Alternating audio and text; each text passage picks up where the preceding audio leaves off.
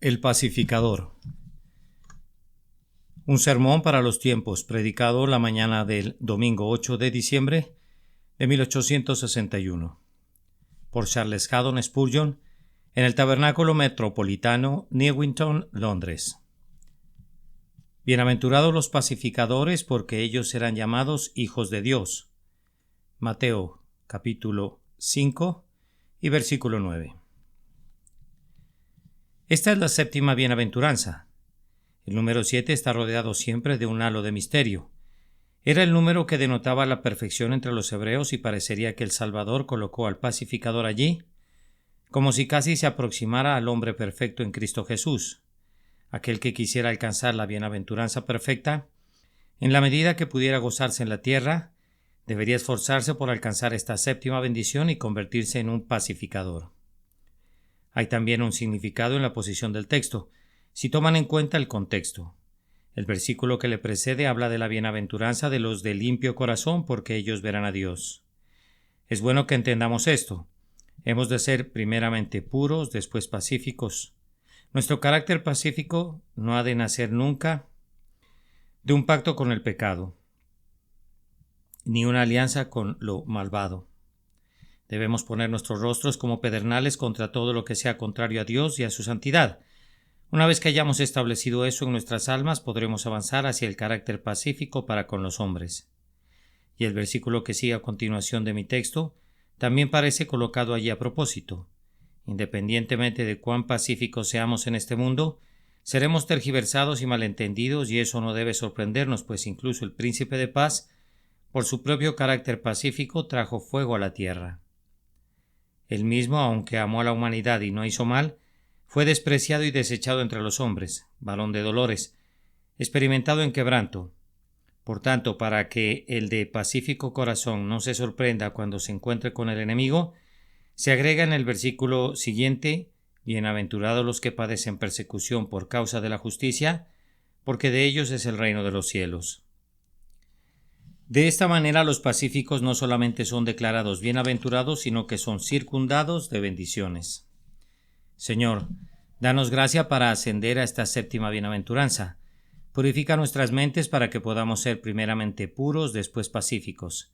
Y fortifica nuestras almas para que nuestro carácter pacífico no nos conduzca a la sorpresa ni a la desesperación, cuando seamos perseguidos por tu causa entre los hombres. Ahora procuraremos adentrarnos en el significado de nuestro texto. Quisiéramos tratarlo con la ayuda de Dios de la siguiente manera. Primero vamos a describir al pacificador. En segundo lugar, vamos a proclamar su bienaventuranza. En tercer lugar, vamos a ponerlo a trabajar, y luego, en cuarto lugar, permitiremos que el predicador se convierta en un pacificador. Primero, describamos al pacificador. El pacificador, aunque es distinguido por su carácter, tiene la misma posición externa y la misma condición de otros hombres. En todas las relaciones de la vida se encuentra exactamente igual que los demás hombres. Así, el pacificador es un ciudadano, y aunque es cristiano, recuerda que el cristianismo no requiere que renuncie a su ciudadanía, sino que la use para dignificarla para la gloria de Cristo. Por esto el pacificador, como ciudadano, ama la paz. Si vive en esta nación, sabe que vive entre personas que son muy sensibles a su honor, que son fácil y rápidamente susceptibles de provocación, que son un pueblo que es tan pugilístico en su carácter que la simple mención de guerra hace hervir su sangre, y hace que se sientan inclinados a participar en una contienda de inmediato y con toda su fuerza. El pacificador recuerda la guerra con Rusia y se acuerda de cuán tontos fuimos al involucrarnos allá, pues el conflicto nos acarreó grandes pérdidas tanto comerciales como monetarias y ninguna ventaja perceptible. Sabe que esta noción ha sido arrastrada a la guerra a menudo por objetos políticos y que usualmente la presión y la carga recaen sobre el pobre individuo trabajador, sobre aquellos que tienen que ganar sus ingresos con el sudor de su frente. Por tanto, aunque él, a semejanza de otros hombres, siente hervir su sangre y como un inglés de nacimiento siente correr por sus venas la sangre de los antiguos reyes del mar, reprime su reacción y se dice: no debo contender, pues el siervo de Dios debe ser amable para con todos, apto para enseñar y sufrido. Así que da su espalda a la corriente, y cuando escucha por todos lados el ruido de la guerra y ve que muchos están ansiosos por combatir, hace lo más que pueda para propiciar una corriente de aire refrescante y pide: sean pacientes, quédense tranquilos, si esto es un mal, La guerra es el peor mal. Todavía no ha existido una mala paz y nunca hubo una buena guerra, dice, e independientemente de la pérdida que sostengamos por ser demasiado pasivos, perderíamos en verdad 100 veces más que si fuésemos demasiados fieros. Y luego, en el caso involucrado, piensa cuán malo sería para las dos naciones cristianas que fuesen a la guerra, dos naciones que comparten la misma sangre, dos países que tienen realmente una relación más cercana de la que de cualesquiera otros dos países sobre la faz de la tierra, que rivalizan en cuanto a sus instituciones liberales, dos naciones que coadyuvan en la propagación del Evangelio de Cristo, dos naciones que tienen en su seno más elegidos de Dios y más verdaderos seguidores de Cristo que las demás naciones bajo el cielo. Sí, él piensa para sí que no sería bueno que los huesos de nuestros hijos e hijas fueran destinados a generar el abono de nuestros campos como lo han hecho en el pasado. Recuerda que los granjeros de Yorkshire trajeron a la casa desde Waterloo la tierra vegetal con la que abonaron sus propios campos, es decir, la sangre y los huesos de sus propios hijos e hijas, y no considera conveniente que las praderas de América sean enriquecidas con la sangre y los huesos de sus hijos, y por otro lado piensa que no mataría a otro hombre, sino que preferiría que lo mataran, y considera que la sangre sería para él un horrible espectáculo. Así que dice: lo que no quisiera hacer yo mismo, no quisiera que otros lo hicieran por mí, y si no quiero ser un asesino, tampoco quisiera que otros murieran por mí. En visión camina por un campo de batalla, oye los gritos de los moribundos y los gemidos de los heridos, sabe que los propios conquistadores han dicho que todo el entusiasmo de la victoria no ha sido capaz de erradicar el horror de la terrible escena posterior al combate, así que dice: no paz, paz. Y si tuviera alguna influencia en la comunidad británica, si fuera un miembro del Parlamento, si escribiera en los periódicos, si hablara desde la tribuna, diría: analicemos muy bien esto antes de que nos apresuremos a esta contienda.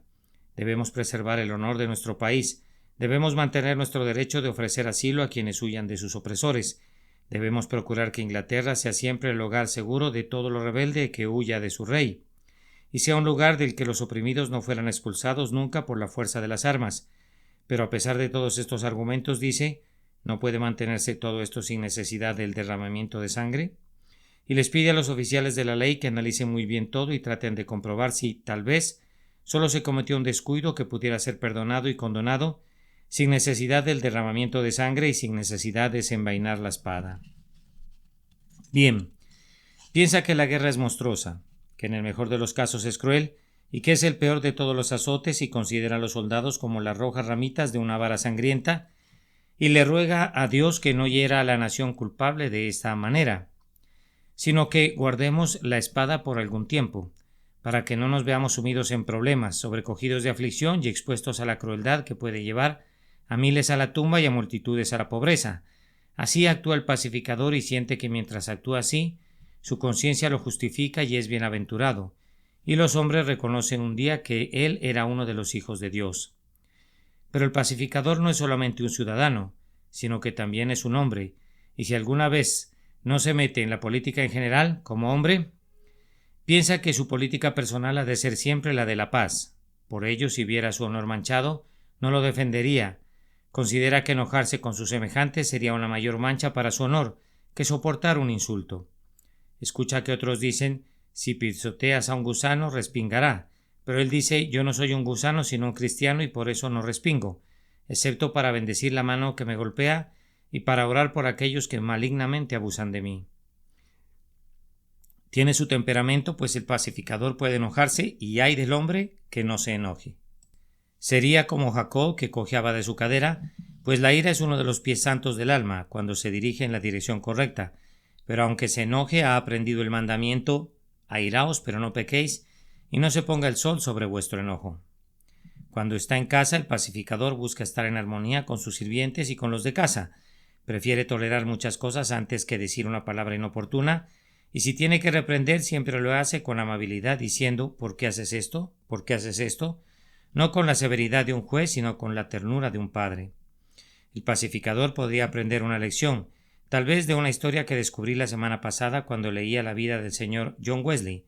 Cuando Wesley iba en un barco con rumbo a América en compañía del señor Ogledorf, quien había sido nombrado gobernador de Savannah, un día escuchó un gran ruido en la cabina del gobernador.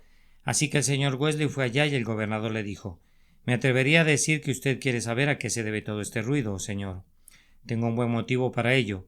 Usted sabe, señor. Dijo que el único vino que bebo es el de Chipre, pues es muy necesario para mí. Lo subí a bordo y este pillo sirviente mío, este Grimaldi, se lo ha bebido todo. Haré que lo azoten en la cubierta del barco y lo embarcaremos a la fuerza en el primer buque de guerra que nos encontremos. Será enganchado al servicio de su majestad y le irá muy mal, pues le haré saber que yo nunca olvido.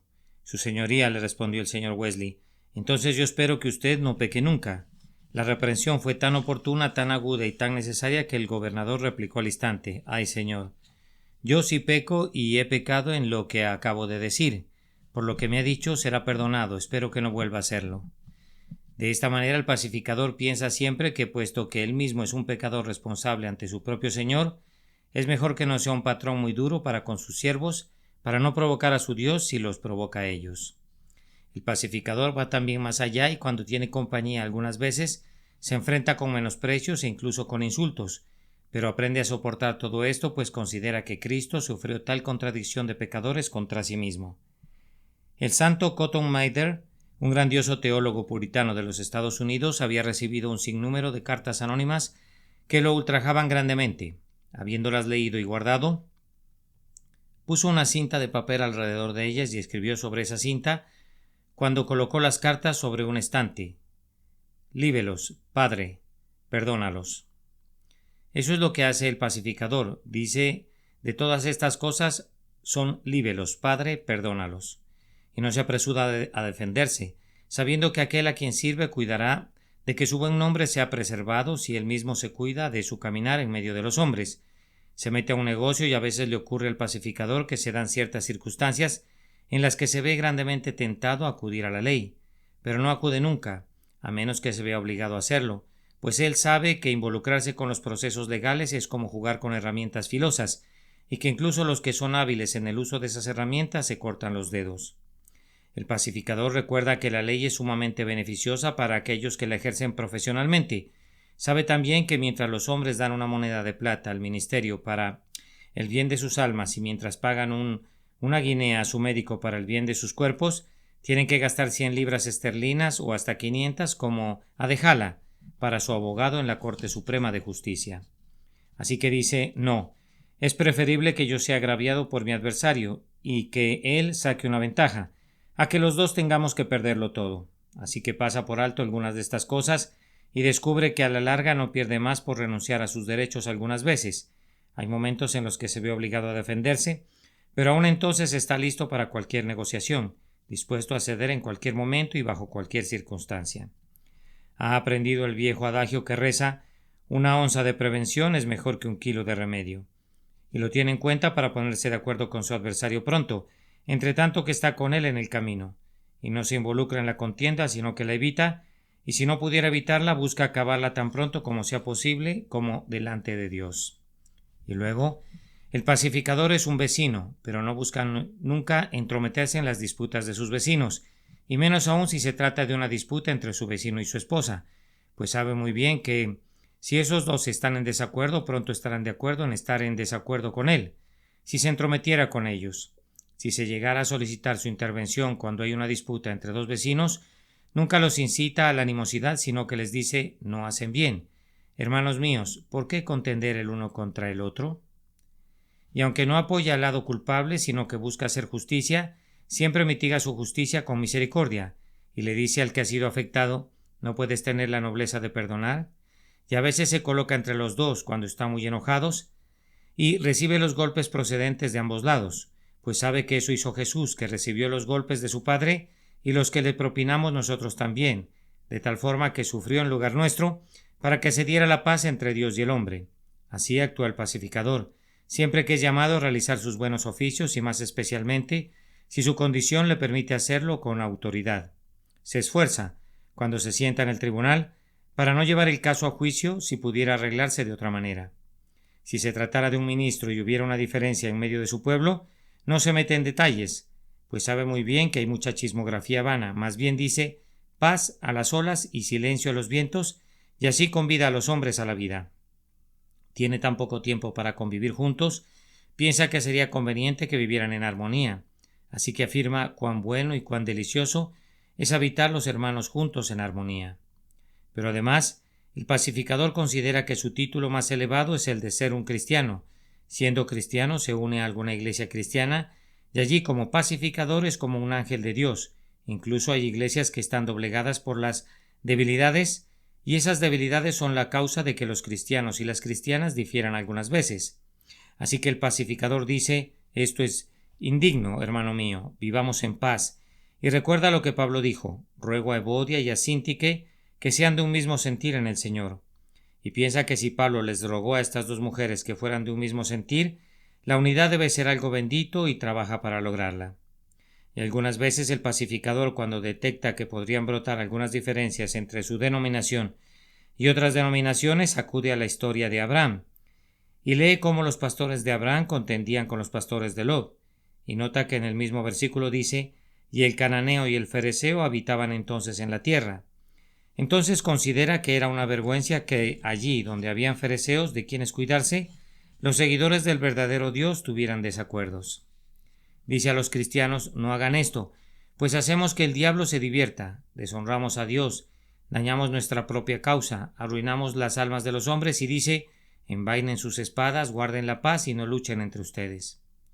Quienes no son pacificadores cuando son recibidos en la iglesia, altercarán por causa de la más pequeña insignificancia, diferirán acerca del más nimio punto, y hemos conocido iglesias rasgadas en pedazos y cismas perpetrados en los cuerpos cristianos por causas de cosas tan insensatas que un hombre sabio no podría percibir la causa, por cosas tan ridículas que un hombre razonable las habría pasado por alto.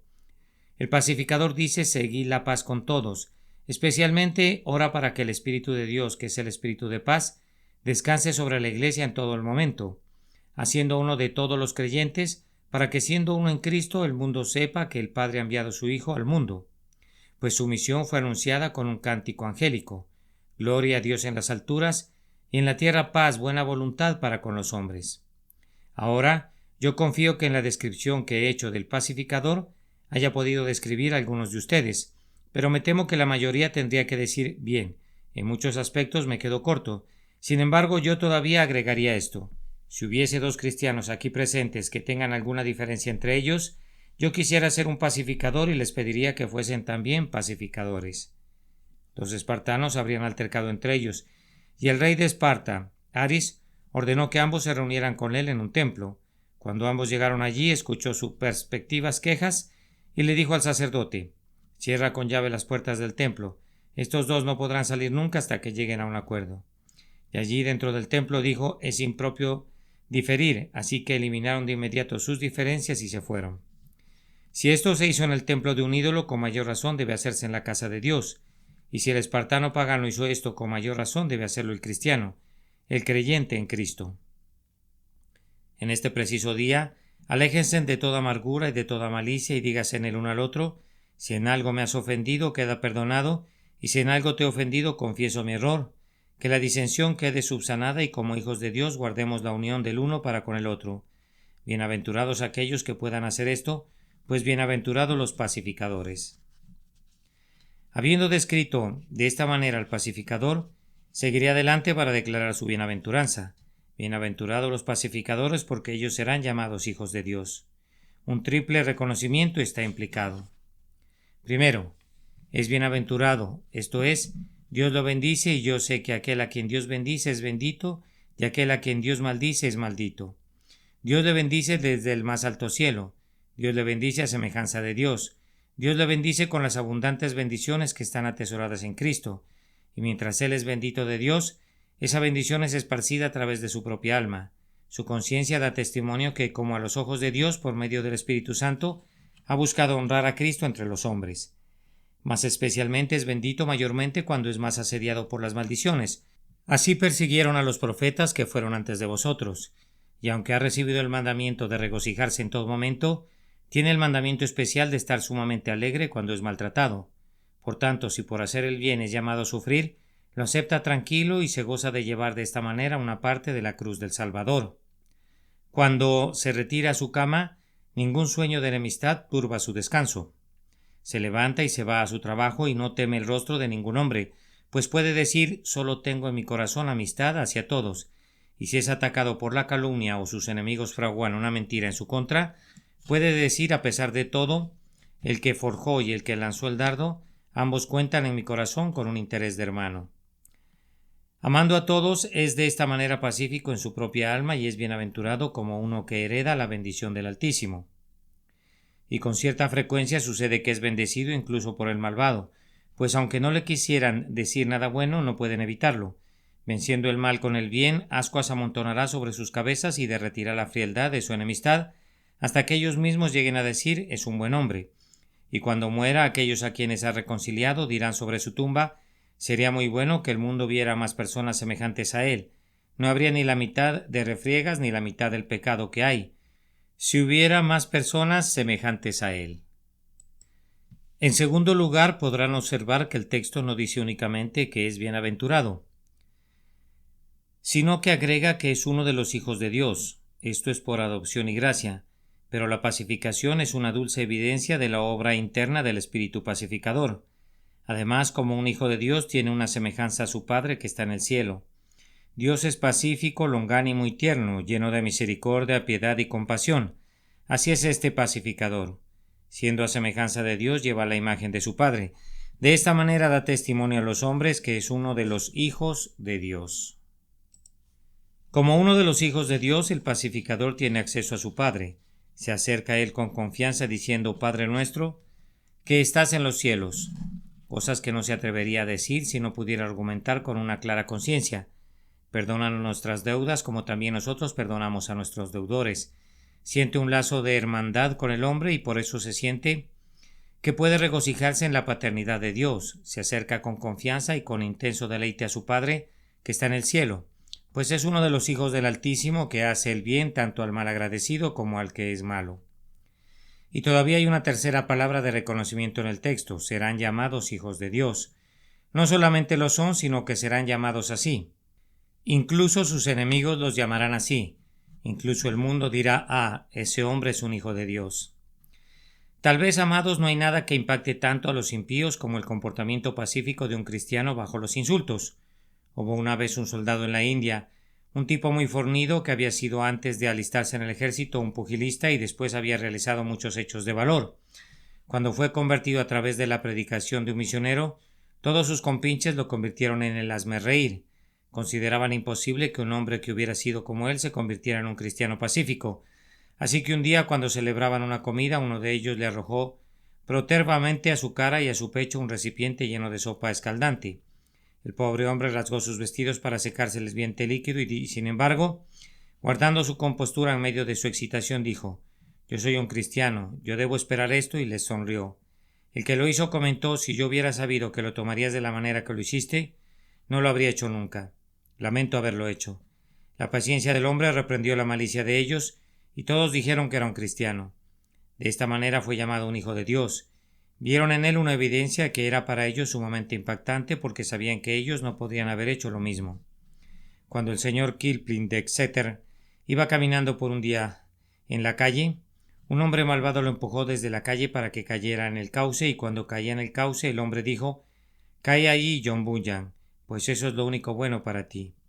El señor Kipling se levantó y prosiguió su camino, y cuando posteriormente este hombre quiso saber cómo había reaccionado al insulto, quedó muy sorprendido cuando todo lo que le dijo el señor Kipling fue que habían recibido más honra que deshonra, pues para ser llamado John Bunyan valía la pena ser revolcado en el cauce 1000 veces. Entonces el que había hecho dijo que Kipling era un buen hombre. Así que aquellos que son pacificadores son llamados hijos de Dios. Ellos lo demuestran al mundo de tal manera que los propios ciegos tienen que ver y los propios sordos tienen que oír que Dios verdaderamente está en ellos. Oh, que tuviésemos la suficiente gracia para ganar este bendito reconocimiento. Si Dios te ha llevado lo suficientemente lejos, querido lector, para tener hambre y sed de justicia, te ruego que no ceses de tener hambre hasta que te hubiere llevado a ser un pacificador, para que puedas ser llamado un hijo de Dios. Pero ahora, en tercer lugar, he de esforzarme para poner a trabajar al pacificador.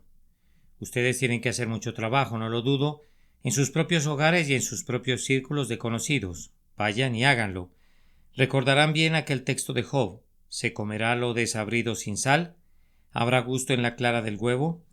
Y por medio de esta frase, Job quería que supiéramos que las cosas desabridas tienen que ser acompañadas de algo más, pues de lo contrario no serían agradables al paladar. Ahora nuestra religión es algo desabrido para los hombres. Le tenemos que poner sal y esta sal tiene que ser nuestra quietud y nuestra disposición de ser pacificadores. Entonces aquellos que hubieran evadido nuestra religión cuando estaba sola dirán al comprobar que va acompañada de sal, esto es bueno, y podrán encontrar un sabor grato en esta clara del huevo. Si quisieran que su piedad fuese reconocida por los hijos de los hombres, hagan una obra clara y limpia en sus propias casas, expurgando la vieja levadura, para que puedan ofrecer un sacrificio a Dios que sea piadoso y celestial. Si tienen algunas trifulcas entre ustedes o divisiones, les ruego que así como Dios los perdonó por causa de Cristo, ustedes se perdonen también. Por el sudor sangriento de aquel que oró por ustedes y por las agonías de aquel que murió por ustedes, y que al morir dijo: Padre, perdónalos porque no saben lo que hacen. Perdonen a sus enemigos y sigan el mandato. Orad por los que os ultrajan y os persiguen, y bendecid a los que os maldicen. Que siempre se diga de ti como un cristiano: ese hombre es manso y humilde de corazón, y prefiere soportar una injuria que provocar alguna injuria a otro. Pero el principal trabajo que quiero ponerlos a hacer es este. Jesucristo fue el más grande de todos los pacificadores. Él es nuestra paz. Él vino a establecer la paz con el judío y con el gentil, pues de ambos pueblos hizo uno, derribando la pared intermedia de separación. Él vino a establecer la paz entre todas las nacionalidades en pugna, pues ya no somos griegos, bárbaros, ni escitas, siervos ni libres, sino que Cristo es el todo y en todos. Él vino a establecer la paz entre la justicia de su Padre y nuestras almas ofensoras, y ha obtenido la paz para nosotros por medio de la sangre de su cruz. Ahora ustedes, que son los hijos de paz, esfuércense como instrumentos en sus manos para lograr la paz entre Dios y los hombres. Eleven sus oraciones al cielo por las almas de sus hijos.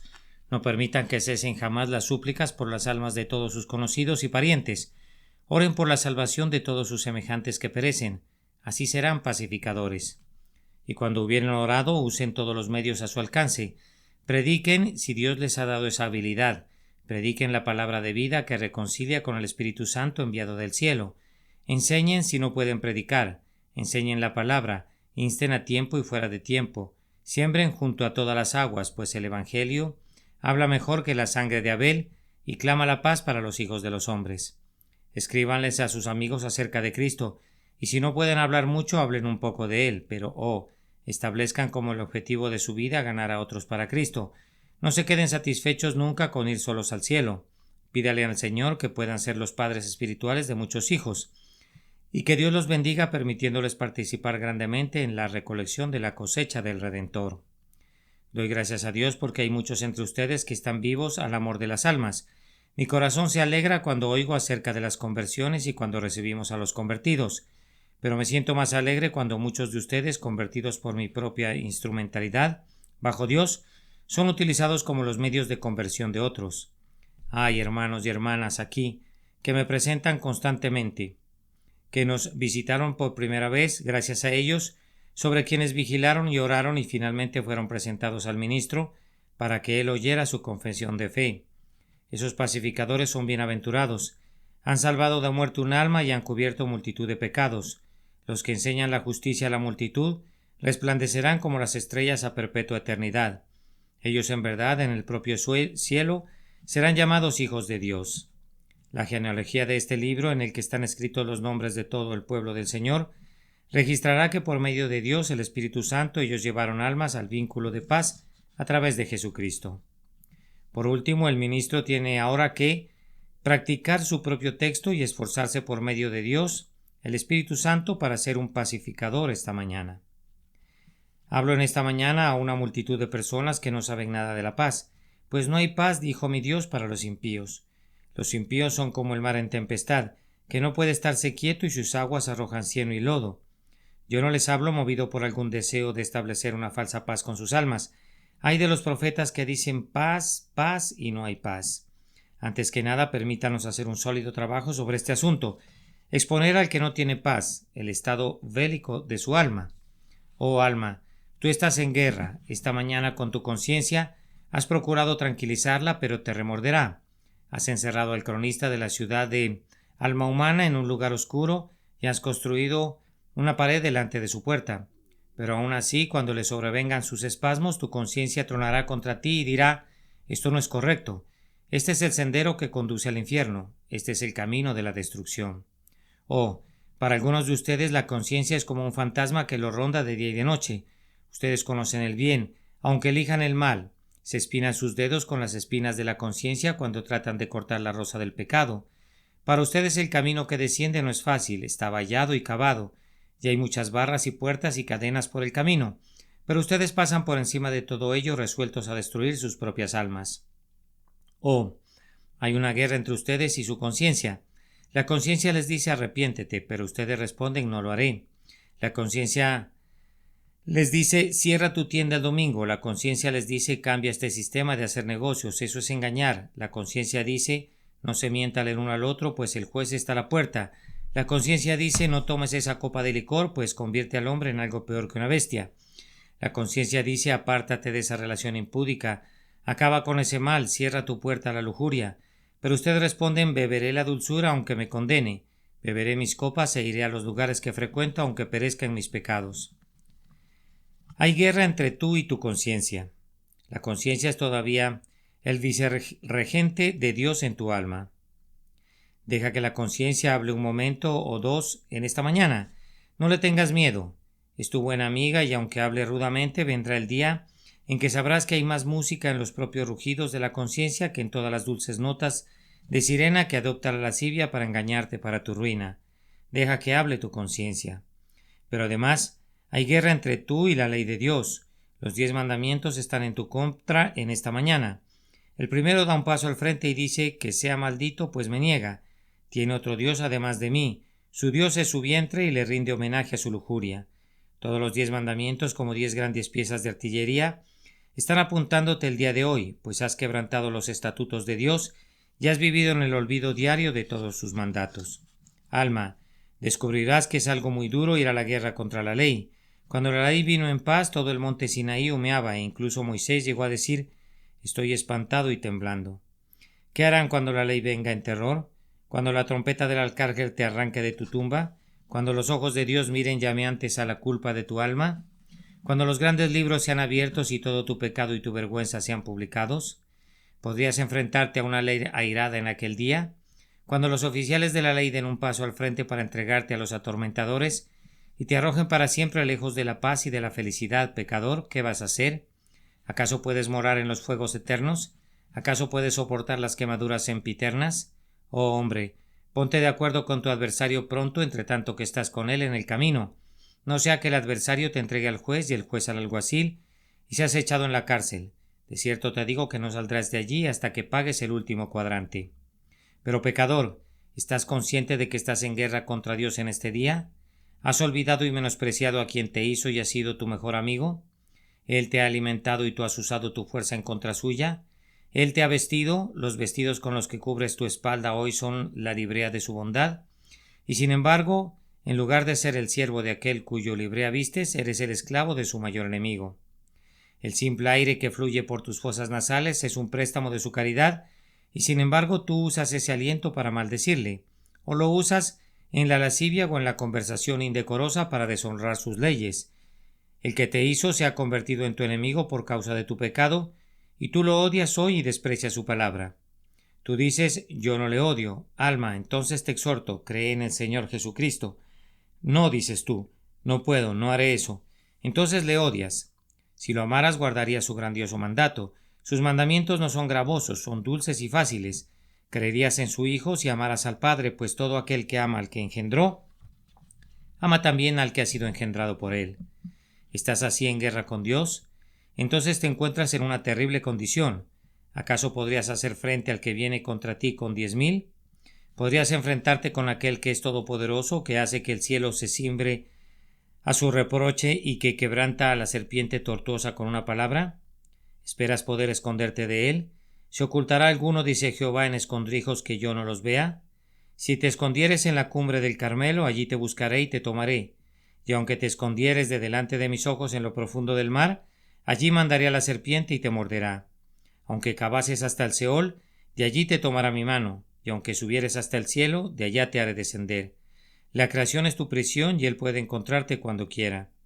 ¿O acaso piensas que puedes soportar su furia? ¿Acaso son sus costillas de hierro? ¿Acaso son tus huesos de bronce?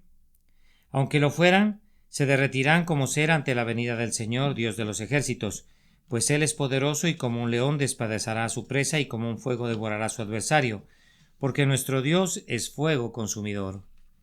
Este entonces es el estado de cada hombre inconverso y de cada mujer inconversa en este lugar en este día. Están en guerra con la conciencia, en guerra contra la ley de Dios y en guerra contra el propio Dios, y ahora entonces como embajadores de Dios venimos a tratar de la paz. Les suplico que presten atención. Como si Dios rogase por mi medio, les ruego en nombre de Cristo, reconciliaos con Dios en su nombre. Supongamos que el ministro desapareciera por un momento. Miren y escuchen. Es Cristo quien les habla ahora. Me parece escuchar que les habla a algunos de ustedes. Esta es la manera en que les habla. Alma, yo te amo. Te amo de todo corazón. No quisiera que estés enemistado con mi Padre. Las lágrimas comprueban la verdad de lo que dice, mientras clama: cuántas veces quise juntar a tus hijos como la gallina junta sus polluelos debajo de las alas y no quisiste. Sin embargo, dice: vengo a tratar contigo de la paz. Vengo luego y estemos a cuenta. Haré contigo pacto eterno. Las misericordias firmes a David, pecador. Dice: si te pide que escuches la nota de paz de Dios para tu alma, pues dice así: tú eres culpable y estás condenado. ¿Confesarás esto? ¿Estás dispuesto a deponer las armas ahora y decir: grandioso Dios, yo me someto, no quiero ser más tu enemigo? Si es así, la paz es proclamada a ti. Deje el impío su camino y el hombre inicuo sus pensamientos, y vuélvase a Jehová, el cual tendrá de él misericordia, y al Dios nuestro, el cual será amplio en perdonar. El perdón es presentado gratuitamente a cada alma que se arrepienta sinceramente de su pecado, pero ese perdón debe venir a ti a través de la fe. De esta manera está Jesús aquí este día y señala las heridas sobre su pecho y extiende sus manos sangrantes. Él dice: pecador, confía en mí y vive. Dios ya no te proclama más su fiera ley, sino su dulce, su sencillo evangelio: cree y vive. El que en él cree no es condenado, pero el que no cree ya ha sido condenado, porque no ha creído en el nombre del unigénito Hijo de Dios. Como Moisés levantó la serpiente en el desierto, así es necesario que el Hijo del Hombre sea levantado para que todo aquel que en él cree no se pierda, mas tenga vida eterna. Oh alma, ¿se mueve el Espíritu de Dios en ti en este día? ¿Dices: Señor, quiero estar en paz contigo? ¿Estás dispuesto a aceptar a Cristo bajo sus propios términos, aunque no son términos para nada?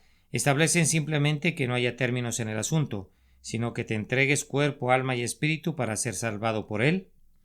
Ahora, si mi Señor estuviese aquí visiblemente, pienso que les suplicaría de tal manera que muchos de ustedes dirían: Señor, yo creo, quiero estar en paz contigo. Pero ni siquiera el propio Cristo convirtió a ningún alma aparte del Espíritu Santo, e incluso Él como predicador no ganó a muchos para Él, pues eran de un corazón empedernido. Si el Espíritu Santo estuviese aquí, podría bendecirlos abundantemente mientras yo suplico en el nombre de Cristo como si Él mismo les suplicara. Alma, ¿quieres recibir a Cristo o no? Jóvenes, jovencitas, puede ser que no vuelvan a escuchar esta palabra predicada en sus oídos otra vez. ¿Morirán enemistados con Dios?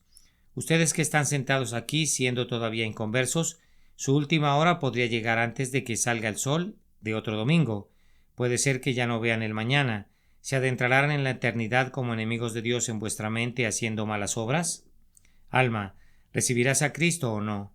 Di que no si quieres decirlo. Di: no, Cristo, no seré jamás salvado por ti. Dilo. Mira el asunto de frente, pero yo pido que no digas: yo no voy a responder. Vamos, da alguna respuesta en este día. Ay, en este día. Demos gracias a Dios porque puedes dar una respuesta. Demos gracias a Dios porque no estás en el infierno. Demos gracias a Dios porque tu sentencia no ha sido pronunciada, porque no has recibido lo que mereces. Que Dios te ayude a dar la respuesta correcta. ¿Recibirás a Cristo o no? No soy apto. No se trata de aptitud, solo es: ¿lo recibirás? Yo soy negro. Él vendrá a tu negro corazón y lo limpiará. Oh, pero yo tengo un corazón empedernido. Él vendrá a tu endurecido corazón y lo ablandará. ¿Lo recibirás? Tú puedes recibirlo si quisieras. Cuando Dios hace que un alma quiera, es una clara prueba que quiere darle a Cristo a esa alma. Y si tú quieres, Él también quiere. Si Él ha hecho que quieras, puedes recibirlo. Oh, dirá alguno, no puedo pensar que yo pueda recibir a Cristo. Alma, tú puedes recibirlo ahora. María, Él te llama. Juan, Él te llama. Pecador, quien quiera que seas en medio de esta gran muchedumbre, si hubiera en tu alma en este día una santa disposición hacia Cristo, ay, o si hubiera al menos un desfallecente deseo hacia Él, Él te llama, Él te llama. Oh, no te demores, sino ven y confía en Él.